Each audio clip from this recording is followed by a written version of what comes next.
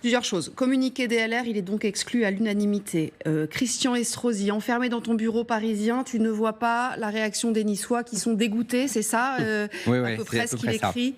Tu fais honte à notre ville. Alors on verra évidemment s'il revient dans sa ville ce week-end. En tout cas, c'est ce que dit Christian Estrosi. Je crois que vous l'avez sous les yeux. Oui, non. Et en fait, l'intérim du parti est repris par Annie Genevard et François-Xavier Bellamy, qu'on a vu tout à l'heure, voilà, et qui seront chargés de la direction par intérim du parti dans cette période un peu de flottement. C'est un peu raide pour François-Xavier Bellamy, parce que comme vous le disiez tout à l'heure, son numéro 2, son numéro 3 sont partis avec Éric Ciotti. Pour lui, c'est effectivement, faut encaisser les coups là.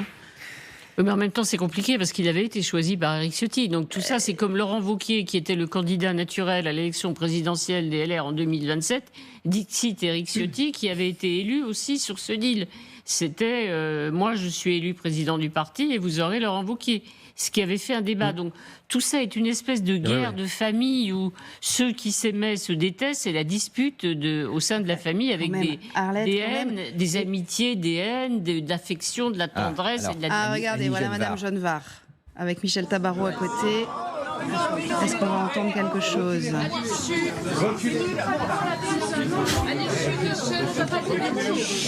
Alors, Laurent Wauquiez à côté, ouais. C'est bon pour tout le monde? Non, pas du tout en fait. C'est pas bon. À l'issue de ce politique, voilà la déclaration que collectivement nous souhaitons faire. Notre conviction est que la France a besoin d'une parole forte et indépendante, distincte de l'impuissance du en même temps et du saut dans l'inconnu du Rassemblement national. Refusant les combinaisons d'appareils et les alliances contre nature, les Républicains présenteront des candidats aux Français dans la clarté et l'indépendance.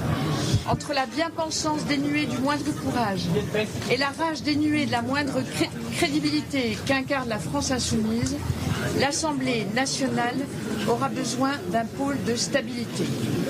Nous sommes convaincus que notre pays contient en lui-même toutes les forces de son sursaut. Menant des négociations secrètes, sans concertation avec notre famille politique et ses militants, Éric Ciotti est en rupture totale avec les statuts et la ligne portée par les Républicains. Il est exclu ce jour des Républicains. La campagne sera menée par une équipe collégiale, symbole de l'unité, de l'enracinement et de la détermination des Républicains. Annie Genevard, secrétaire générale, avec l'appui du vice-président exécutif François-Xavier Bellamy et de son trésorier, assureront le bon fonctionnement de notre mouvement. Michel Tabarot présidera ce jour la Commission nationale d'investiture qui désignera nos candidats pour les élections législatives. Je vous remercie. De quelle manière vous allez expliquer? Je vais juste rajouter un petit mot au nom de tous ceux qui vont être engagés dans ces élections législatives. Notre pays, et les Français le ressentent bien, traverse une crise qui est particulièrement dure. Qui est une crise politique, bien sûr, mais qui est aussi une crise que chacun de nos compatriotes vivent dans leur vie quotidienne. Que ce soit la dégradation de l'insécurité, que ce soit l'immigration hors de maîtrise, que ce soit l'explosion de la dette ou des déficits, ou que ce soit tout simplement les inquiétudes pour le pouvoir d'achat. Notre conviction, c'est que dans une crise qui est aussi lourde, et dans une tempête qui s'annonce aussi difficile pour notre pays, quand on fait de la politique, on ne répond pas par des accords, des coalitions, des petites ententes faites en catimini pour négocier des circonscriptions. On le fait en défendant ses convictions. On peut convaincre, on peut échouer à convaincre, mais on le fait dans la clarté. On le fait avec une colonne vertébrale. Et ça a été la position unanime de tous ceux qui se sont réunis aujourd'hui et qui incarnent la ligne directrice de notre famille des Républicains. La première de ces convictions, c'est que précisément on ne sort pas de la crise avec des petites alliances d'arrière-boutique. Et que les Républicains, dans ce combat législatif, doivent porter leurs idées, simplement mais clairement.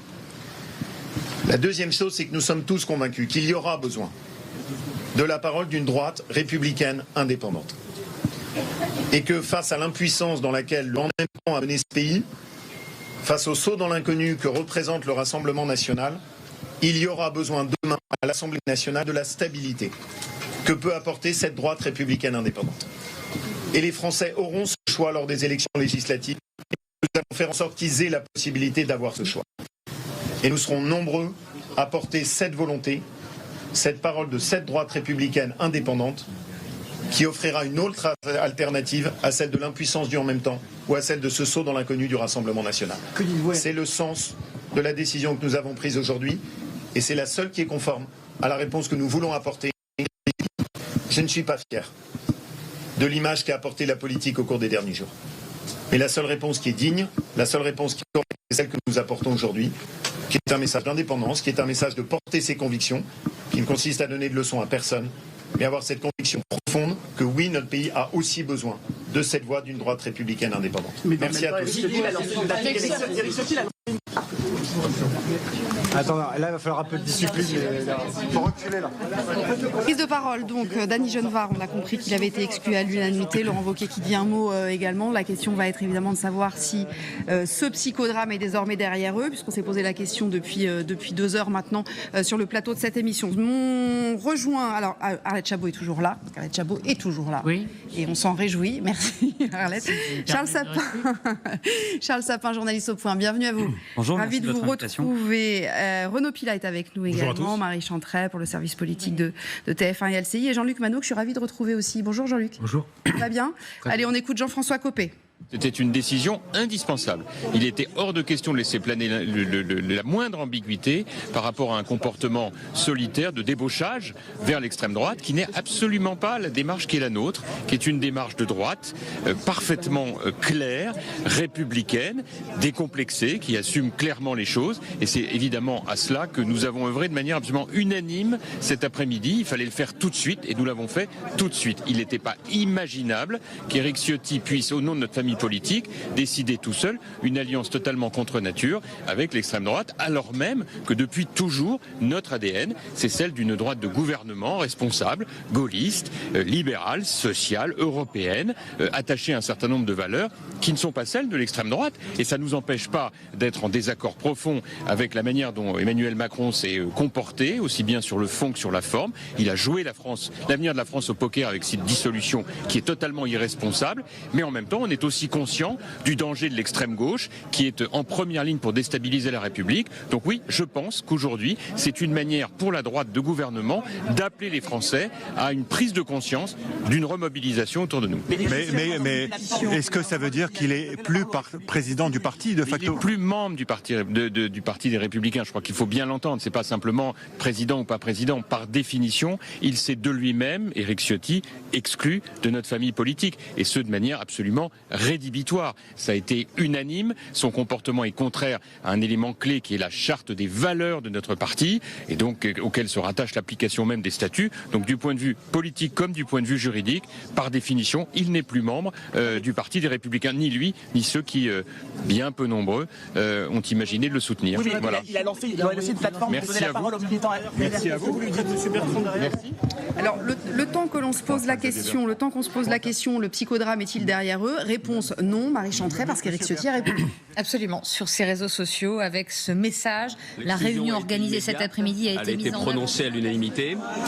J'ai obtenu aussi la clarté par rapport à tous les candidats aux élections législatives qui seraient soutenus ou investis par le Rassemblement national. C'est aussi ce qui sera rappelé par la commission d'investiture.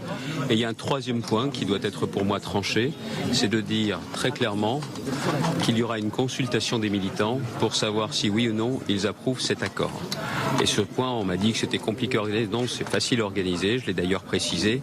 Et pour moi, c'est le point ultime de cette clarification. Ce qui est surtout important aujourd'hui, c'est quelle que soit l'agitation de certains, nous sommes maintenant en ordre de marche pour les législatives, pour faire en sorte qu'on ait un maximum de députés LR. Et je le répète, pourquoi?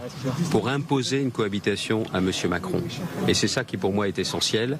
Dès demain, j'irai soutenir des candidats dans les Hauts-de-France et aussi dans d'autres régions de France, parce qu'une chose est certaine, c'est que nous pouvons, avec ces élections, montrer qu'une droite indépendante, elle est là, elle compte, et que nous pouvons imposer une cohabitation. C'est pour moi l'essentiel. Qui a lancé une plateforme pour donner la parole aux militants. Eh bien, la meilleure des choses, c'est que ce soit aujourd'hui la présidente du mouvement, la direction du mouvement, qui le fasse dans des conditions officielles et là totalement transparentes. C'est ça qui est important. On a été clair, on a été rapide. Comme je l'avais exigé hier matin, quand je demande la clarification à Éric Ciotti. Cette clarification, elle est intervenue à sa façon, avec cet accord scélérat, avec cette traîtrise. 24 heures après, le bureau politique, à l'unanimité, décide de l'exclure comme adhérent. Il n'est pas seulement ex-président des Républicains, il est aussi un ex-adhérent des Républicains. Et il peut continuer toute l'agitation qu'il veut. Il peut chercher, pour servir Madame Le Pen, à nous gêner. Les choses sont maintenant claires. Les Républicains aujourd'hui ont voulu laver leur honneur, qui avait été sali par M. Ciotti. Maintenant, une chose, faire campagne, aller aux élections législatives et montrer que les Républicains, que la droite républicaine, la droite indépendante, elle est là et qu'elle compte. Mais il revendique 10 000 signataires. Vous n'avez pas peur qu'il arrête avec ces trucs, quoi. S'il n'a plus que ça à dire, son agitation, ça va, quoi. C'est comme effectivement les fables de M. Bardella. Ras-le-bol, s'il pense que c'est ça... Je suis du genre à avoir peur, moi. Je suis du genre à avoir peur des extrêmes. Vous savez qui j'ai battu en 2015 ? Vous savez qui j'ai battu en 2015 ? Madame Le Pen. Vous savez qui j'ai battu 6 ans après ? Monsieur Chenu. Et je les ai fait reculer de 17%. Je ne suis pas du genre à avoir peur. Qu'est-ce que vous pensez de l'évacuation du siège ? Alors effectivement, on voulait être dans le calme et la sérénité d'après ce qu'on en disait tout à l'heure. On voit qu'on n'est pas tout à fait loin de perdre ses nerfs. Alors je n'ose pas relancer Marie sur la réponse d'Éric Ciotti parce que j'ai peur que quelqu'un d'autre arrive devant la caméra. On le tente quand même, Marie ? On le tente quand même rapidement. Éric Ciotti qui a suivi évidemment ses prises de parole et qui le dit à l'instant, aucune des décisions prises à cette réunion sur bureau politique n'emporte de conséquences légales. Je suis et reste le président de notre formation politique, élu par les adhérents. Voilà, Éric Ciotti. Ce qui est assez incroyable, ne prend pas acte donc de cette exclusion et qui, pour lui, reste. Il est même le titre de son communiqué. Les Républicains condamnent les décisions illégales de la réunion convoquée ce jour, puisqu'il est le président du parti. Vous voyez que François-Xavier Bellamy arrive. Alors lui, il prend avec Madame Genevard la direction temporaire du parti. Ce qui m'intéresse, c'est la France et les Français. Et la France traverse aujourd'hui une crise démocratique très profonde, depuis des années. Cette crise, elle a été causée par les revirements, les reniements, les incohérences, les contradictions de tous bords. Moi, je me suis engagé en politique pour défendre la clarté des convictions et la nécessité de retrouver un débat politique clair, avec une droite qui assume ses combats, qui soit fidèle à ses convictions, à ses engagements, à ses valeurs. Aujourd'hui, notre principal combat, il est pour empêcher l'extrême gauche de réussir son pari. Aujourd'hui même, la France insoumise vient d'hériter du maximum de circonscriptions attribuées par la nouvelle NUPES qui s'appelle Front Populaire. Emmanuel Macron a créé cette crise démocratique. Il a créé la crise politique que nous traversons. Et nos candidats, comme je l'ai fait pendant toute la campagne européenne, porteront le combat nécessaire pour sortir la France de l'impasse. Nos candidats partout en France sont les meilleurs remparts contre l'extrême gauche, les meilleures alternatives pour sortir la France de la Macronie et de l'échec de ce gouvernement qui pèse aujourd'hui si lourd sur la France et sur les Français. C'est ça le défi pour nous. Ne pas se diluer, ne pas se renier, ne pas abandonner nos convictions, rester fidèles à nos combats comme celui que j'ai mené avec tous mes colistiers pendant la campagne pour l'élection européenne. C'est ce combat que nos candidats poursuivront pendant l'élection législative qui vient. C'est la seule chose qui compte pour moi.